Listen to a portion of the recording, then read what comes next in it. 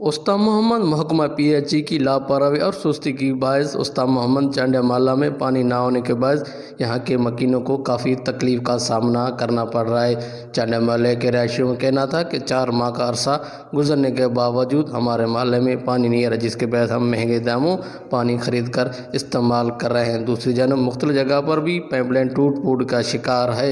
इस हवाले से चांडियामाला के रहायशियों ने वस न्यूज़ से बातचीत करते हुए कहा, पानी जो असो वो मसलो आ। असां महकमा पीएचई वारनि खे कई बार चई थकी पिया आहियूं। असो अलियाबाद रोड ते मछली पुल को चांडियामाला जो मेन पैप भगल आ, इन जे बारे में कई बार असां विया आहियूं। मतलब महकमा पीएचई वारनि खे चई थकी पिया आहियूं, अञा ताईं उनखे न ठाहियो अथऊं।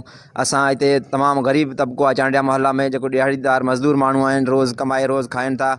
ऐं हिन महांगाई के दौर में वो पंहिंजो घर भी हलाए नथा सघनि त पानी काॾां वठनि।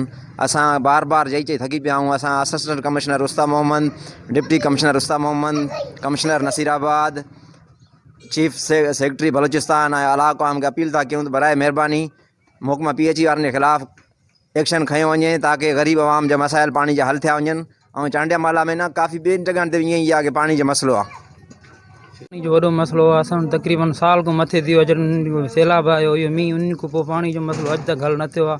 असां ॾिसो त तव्हां पाण इहे भरनियूं पिया आहिनि, हर घर वारो हर कोई जेको आहे पाणी लाराए थो पैसनि ते। असांखे तक़रीबन 6-7 महीनो आहे पाणी जे लाइ त रुली विया आहियूं, सफ़ा तड़पूं था, घर में आहे बि न। हाणे त अञा सर्दी हुई, अञा 2-3 ॾींहं असांखे जेको हुयो सुख हुयो सर्दी जो, पाणी एतिरो इस्तेमालु न पियो थिए। हाणे गर्मी अचनि त असांखे ज़्यादा तकलीफ़ थिए थी।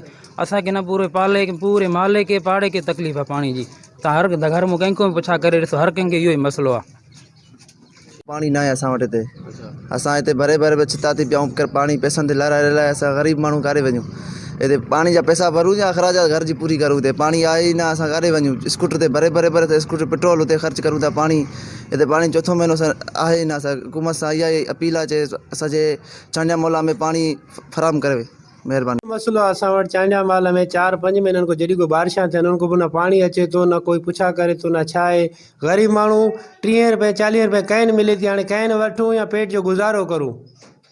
हुकूमत खे इल्तिजा आहे कि असांखे पानी ॾिनो वञे ऐं जल्द सां जल्द जेको आहे त पाणी वारनि खे पाबंद कयो वञे कि भई असांखे पानी ॾिनो वञे।